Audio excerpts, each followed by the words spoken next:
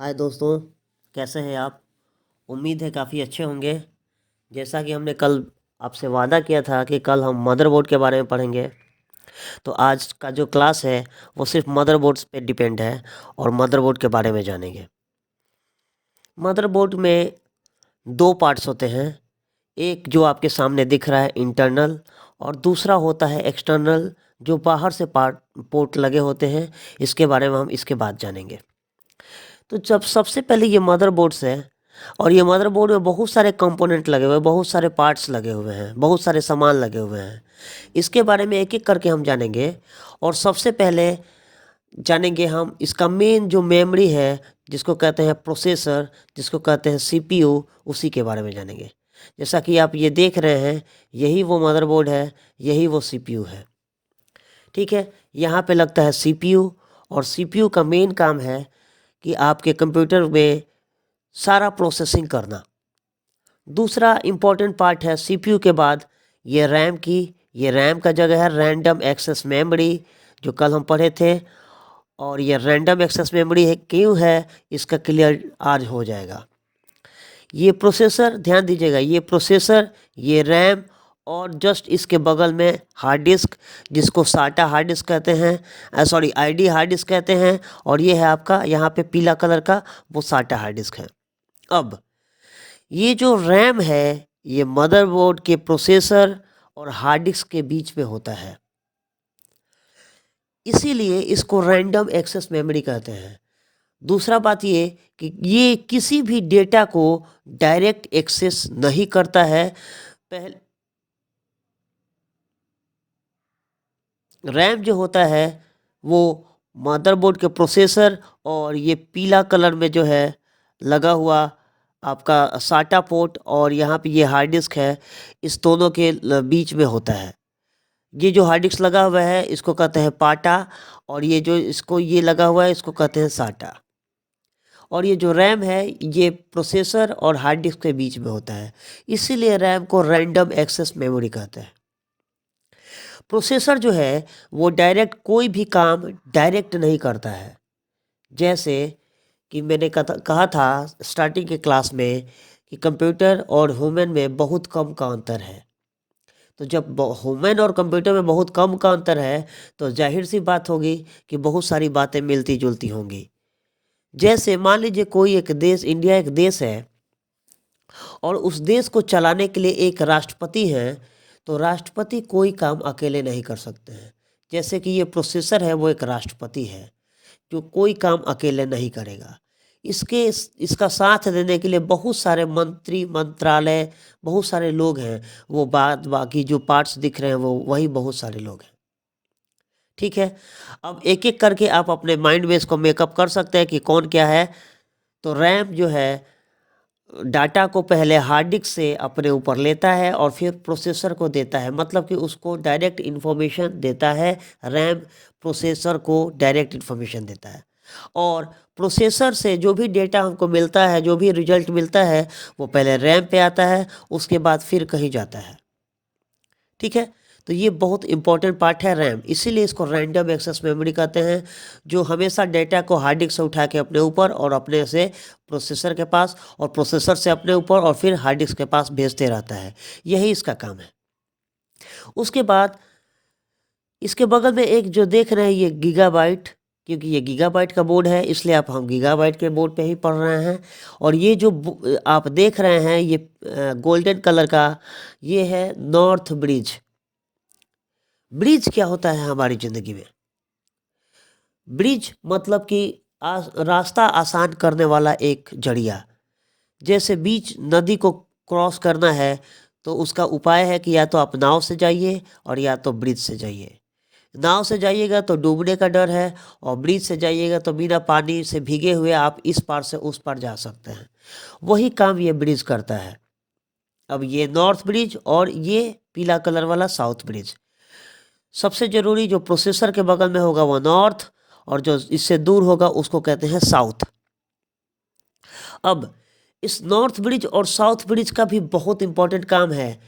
एक प्रधानमंत्री है और एक गृह मंत्रालय है, जो राष्ट्रपति को अपना संदेश, अपना मैसेज पहुंचाते रहते हैं। अब जो नॉर्थ ब्रिज है वो इसके अपने आसपास के चीज़ों पे काम करता है, जैसे कि रैम और ये स्लॉट्स जो लगे हुए हैं उस पे, और उन सबको इन्फॉर्मेशन को लेके भेजता है प्रोसेसर को, और प्रोसेसर से इन्फॉर्मेशन लेता है और सबको भेजता है। उसके बाद ये जो साउथ ब्रिज है, साउथ ब्रिज बाकी बचे हुए जो भी पार्ट्स हैं उसको टेकल करता है, उस पे काम करता है, और उसका इन्फॉर्मेशन नॉर्थ ब्रिज को भेजता है, और फिर ये नॉर्थ ब्रिज इन्फॉर्मेशन भेजता है प्रोसेसर को। ठीक है, अब इस नॉर्थ ब्रिज, रैम और हार्ड डिस्क के कनेक्शन के बारे में हो गया। अब एक बहुत इम्पोर्टेंट पावर कनेक्शन, ये जो आप वाइट कलर से देख रहे हैं जिसमें 24 पोर्ट का ये प्लग है, 24 पिन का, और इस पिन को कहते हैं पावर कनेक्टर। इस पावर कनेक्टर का काम है कि मदरबोर्ड के हर पार्ट्स में अलग अलग वोल्टेज सप्लाई करना। जब हम एसएमपीएस पढ़ेंगे फिर उस समय वोल्टेज के बारे में बात करेंगे। ठीक है, एसएमपीएस होता है स्विच मोड पावर सप्लाई, जो हमारे सिस्टम को पावर देता है। और ये स्विच मोड इसलिए है कि जब पावर रहेगा तो चलेगा, पावर जाते ही वो अपने आप ऑटो ऑफ हो जाता है। उसके बाद फिर से कंप्यूटर को ऑन करने के लिए हमें पावर बटन दबाना पड़ता है। अगर ऐसा नहीं होता तो पावर कटने के साथ ही हमारा कंप्यूटर भी बंद होता, और पावर आने के साथ ही हमारा कंप्यूटर चालू हो जाता, जिससे बहुत बड़ा समस्या ये होता कि पावर यदि जो ज़्यादा वोल्टेज आता तो कंप्यूटर ख़राब होने का चांसेस था। एसएमपीएस वो डिवाइस है कि जब कंप्यूटर ऑन होगा तो सबसे पहले पावर एसएमपीएस में आएगा, और एसएमपीएस उसको चेक करता है कि ये आगे भेजने लायक है कि नहीं। अगर नहीं तो वो खुद डिस्ट्रॉय हो जाएगा, खुद ख़राब हो जाएगा, और पावर आगे नहीं भेजेगा, अगर आपने अच्छा कंपनी का एसएमपीएस यूज किया हुआ है तो। दूसरा, यहाँ पे एक 4 पोर्ट का देख रहे हैं, ये भी एक पावर सप्लाई ही है। ये पावर सप्लाई 12 वोल्ट का होता है, जो प्रोसेसर के फ़ैन को चलाता है या फिर सिस्टम में लगे हुए और फैन को चलाता है। यहाँ पे प्रोसेसर लगेगा और उसका फ़ैन यहाँ पे लगेगा, ये वाले वाइट पार्ट में, जो फ़ैन इसको ठंडा करता है। ठीक है, अब इस प्रोसेसर और north bridge, RAM, hard disk के बाद आता है मेन पार्ट, जिसको कहते हैं AGP। ये जो ब्लैक, ये जो आप ब्लू कलर का, मतलब कि जो पूरा ब्लू, डीप ब्लू नहीं है, लाइट ब्लू है, लाइट ब्लू कलर का जो आप देख रहे हैं, ये है AGP, accelerated graphics port. Accelerated graphics port क्या है कि अगर आपको गेम खेलना है या फिर ज़्यादा ग्राफिक्स की ज़रूरत है और आपका कंप्यूटर वो ग्राफिक्स सपोर्ट नहीं कर रहा है, तो आप इस पे अलग से ग्राफिक्स कार्ड लगा सकते हैं और इससे आप ग्राफिक्स ले सकते हैं। ये है वो एक्सेलरेटेड ग्राफिक्स पोर्ट। उसके बाद जस्ट इसके बगल में आता है PCI, peripheral component interconnect. Peripheral component interconnect का मेन काम है कि अगर आपके पास सिस्टम में लगे हुए जो पार्ट्स हैं सारे काम नहीं कर रहे हैं, कुछ काम नहीं कर रहे हैं, तो उसके लिए हम वो डिवाइसेस अलग से इस PCI स्लॉट्स पे लगा सकते हैं और उसका काम कर सकते हैं। बाय द वे, कहीं आपका USB काम नहीं कर रहा है तो आप इस पे USB कार्ड लगा सकते हैं और उसका काम कर सकते हैं। ये जो छोटा सा दिख रहा है, ये जो स्लॉट है, ये भी है AGP, एक्सेलरेटेड ग्राफिक्स पोर्ट। उसके बाद इसके जस्ट बगल में ये पीला पीला का जो कलर दिख रहा है, ये है आपका USB पावर सप्लाई। USB का फुल फॉर्म होता है यूनिवर्सल सीरियल बस। और USB की खासियत ये है कि एक USB में हम 128 डिवाइस लगा सकते हैं, एक USB पोर्ट से। इसके बारे में थोड़े देर आगे पढ़ेंगे, पहले ये मदरबोर्ड पढ़ ले, उसके बाद पोर्ट्स पढ़ेंगे। अभी आप जान लीजिए USB। उसके बाद एक यहाँ पे छोटा सा पार्ट छूट रहा है, उसको देखते हैं। ये है फ्रंट पैनल पावर कनेक्टर का जो होता है, स्विच जो होता है, LED लाइट जो होती है सिस्टम की, वो कनेक्ट यहीं पे होता है। Front panel, LED, power supply, restart button, hard disk light, ये यहीं से कनेक्ट होता है। इसकी कनेक्शन की बात हम बात करेंगे अगले कभी वीडियो में। ये सारे कनेक्शन का एक एक करके हम पढ़ेंगे। उसके बाद यहाँ पे जो आप देख रहे हैं ये है फ्लॉपी डिस्क का कनेक्टर, फ्लॉपी डिस्क का पोर्ट। अब आप तो कहेंगे कि सर फ्लॉपी डिस्क का यूज़ नहीं होता है, तो मेरे दोस्त कभी फ्लॉपी डिस्क की ज़रूरत पड़ जाए तो पोर्ट कहाँ से लाइएगा। इसीलिए सिस्टम में पहले से दिया रहता है कि आप उसको लगा सकते हैं। जिस कभी सिस्टम में नहीं दिया हुआ है तो आप इस PCI स्लॉट्स पे लगा के उसको यूज़ कर सकते हैं। ठीक है। अब उसके बाद यहाँ पे जस्ट बगल में आते हैं तो यहाँ पे आता है front panel audio. Front panel audio का मतलब कि आपको स्पीकर्स वगैरह बजाना है, माइक बजाना है फ्रंट से, सिस्टम के आगे वाले पोर्ट से, तो आप उसको जोड़ के बजा सकते हैं।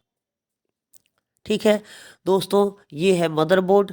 और मदरबोर्ड का सबसे बड़ा खासियत क्या है कि आज के पहले वीडियो में आपने जो भी हार्डवेयर्स पढ़ा वो सारा हार्डवेयर्स इस मदरबोर्ड पे ही कनेक्ट होता है। अगर मदरबोर्ड आपका ठीक नहीं है तो कोई हार्डवेयर किसी काम का नहीं है।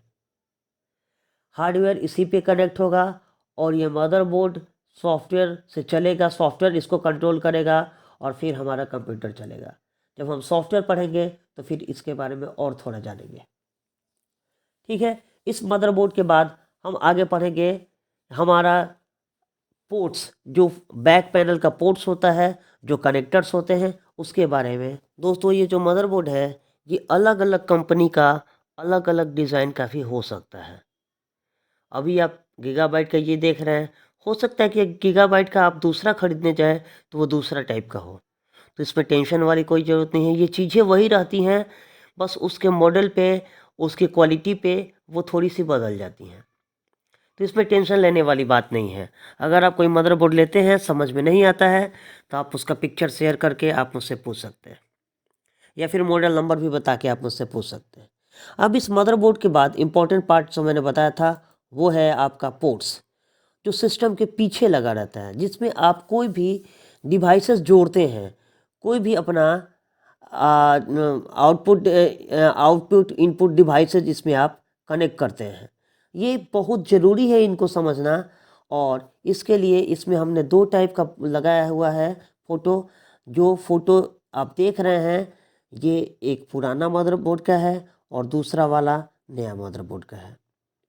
इससे भी हो सकता है कुछ बदल जाए, ये भी कोई फिक्स नहीं है, लेकिन ये चीज़ें उसमें होंगी ही होंगी, उसको हम रोक नहीं सकते, वो होगा ही होगा। ठीक है, सबसे पहले ऊपर से चलते हैं। ये है PS2। PS2 का फुल फॉर्म होता है पर्सनल सिस्टम 2। अब PS2 पुराने वाले में 2 और नए वाले में 1, या फिर नए वाले में 0 नहीं भी हो सकता है।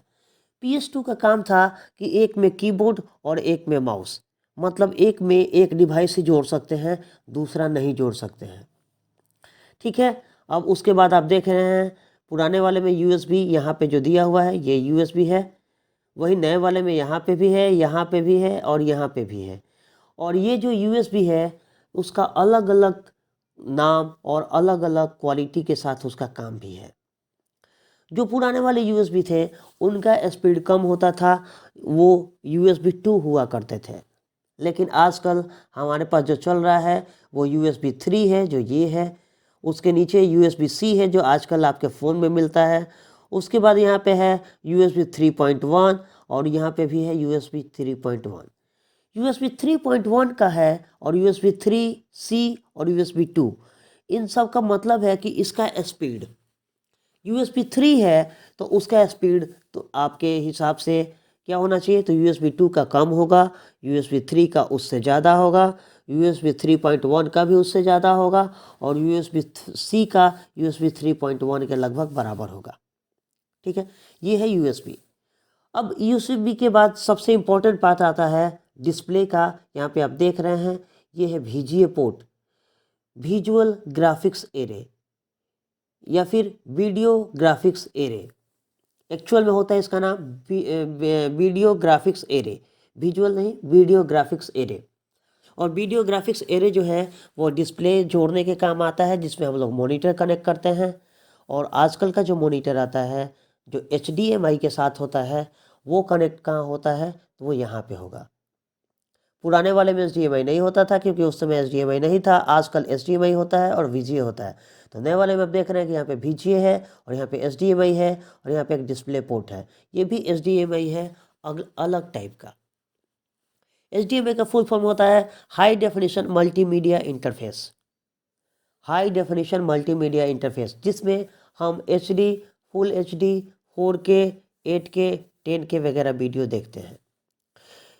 VGA और HDMI में डिफरेंस क्या है? तो VGA जो है उसमें जो फ्रीक्वेंसी, उसमें जो डेटा का ट्रांसफ़र रेट है वो कम होता है, जिसके चलते डिस्प्ले जो है उतना बढ़िया नहीं आता है। इसमें डाटा ट्रांसफ़र कम होगा, मतलब कि छोटा साइज़ का वीडियो चलेगा। 720p मतलब कि HD वीडियो चलेगा, उसके आगे का वीडियो चलाने में दिक्कत होगी। वही HDMI होता है जिसमें डेटा ट्रांसफरिंग रेट ज़्यादा होता है और इसमें आप किसी टाइप का भी वीडियो चला सकते हैं। इस HDMI के बाद पुराने वाले में चलते हैं। यहाँ पे एक दिया हुआ है, इसको कहते हैं कॉम पोर्ट, जिसका फुल फॉर्म नेम है कम्युनिकेशन पोर्ट। कम्युनिकेशन पोर्ट क्या है? पहले जब हम सिस्टम यूज़ करते थे तो कम्युनिकेट करने के लिए, इंटरनेट जोड़ने के लिए कॉम पोर्ट का यूज़ करते थे। उसमें डिवाइसेस लगती थी, जो डिवाइसेस के बारे में हम आगे कभी पढ़ेंगे। उस डिवाइसेस से क्या होता था कि हम इंटरनेट वगैरह चलाते थे, वो कॉम पोर्ट के लिए था। जस्ट इसके ऊपर होता था LPT port, line print terminal port. Line पे टर्मिनल पोर्ट क्या होता है भाई? तो ये पोर्ट प्रिंटर जोड़ने के लिए होता था। जो पहले का प्रिंटर था, जैसे डॉट मैट्रिक्स, जो आप डॉट मैट्रिक्स प्रिंटर पढ़े थे, वो LPT पोर्ट में जोड़ते हैं। लेकिन आजकल का जो भी प्रिंटर्स है, जो भी डिवाइसेस है, वो इन सब में ना जुड़ के डायरेक्ट USB से जुड़ता है, क्योंकि इसका स्पीड इन सब के मुकाबले बहुत ज़्यादा है, जिसके चलते चलाने में आसानी है और हम उसका यूज़ फास्ट ढंग से कर सकते हैं। उसके बाद और थोड़ा सा आगे बढ़ते हैं और यहाँ पे आता है ये RJ45। RJ45 नेटवर्क कनेक्शन के लिए होता है और इसमें हम नेटवर्क का कनेक्शन करते हैं, ठीक है। उसके नीचे है नए वाले में वाईफाई। वाईफाई आजकल आप लोग बहुत ज़्यादा यूज़ करते हैं, जैसे मोबाइल में हॉटस्पॉट ऑन करके आप दूसरे फ़ोन पे वाईफाई ऑन करते हैं और कनेक्ट करते हैं। इस कम्युनिकेशन को हम आगे पढ़ेंगे। ये वाईफाई पोर्ट का कनेक्शन हो सकता है और नहीं भी हो सकता है।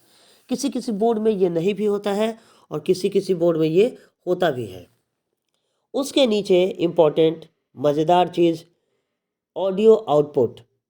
ऑडियो मतलब जिससे हम गाना वगैरह सुनते हैं।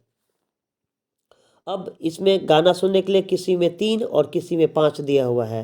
तो जो 5 दिया हुआ है, इसमें आप होम थिएटर्स वगैरह 5.1 चैनल का स्पीकर लगा सकते हैं और 3 वाले में दो ही लगा सकते हैं। लेकिन इन तीनों का कलर देखिएगा अलग अलग होगा। बीच वाले से स्पीकर आउट होता है, उसके बगल से लाइन इन होता है और इसके बगल में सबसे इधर वाला होता है, ये वाला, जिसमें होता है माइक। माइक जोड़ेंगे और हेलो हेलो वाला उसमें काम कर सकते हैं। इधर से स्पीकर जोड़ के साउंड ले सकते हैं और इससे लाइन जोड़ सकते हैं, मतलब कि दूसरा कोई कनेक्शन मोबाइल का चाहे किसी भी ऑडियो का इसमें कनेक्शन कर सकते हैं। यही चीज़ इसमें भी होता है, लेकिन इसमें 2 एक्स्ट्रा है, वूफर्स वगैरह आप जोड़ सकते हैं। तो ये था दोस्तों हमारा मदरबोर्ड और हमारा कम्युनिकेशन पोर्ट का, मतलब हमारा बैक पैनल के पोर्ट्स का वीडियो, जो मुझे उम्मीद है कि आप इसको समझे होंगे और आगे आपके फ्यूचर में बहुत काम आएगा। तो इसी के साथ आज का वीडियो ख़त्म करते हैं। Thank you.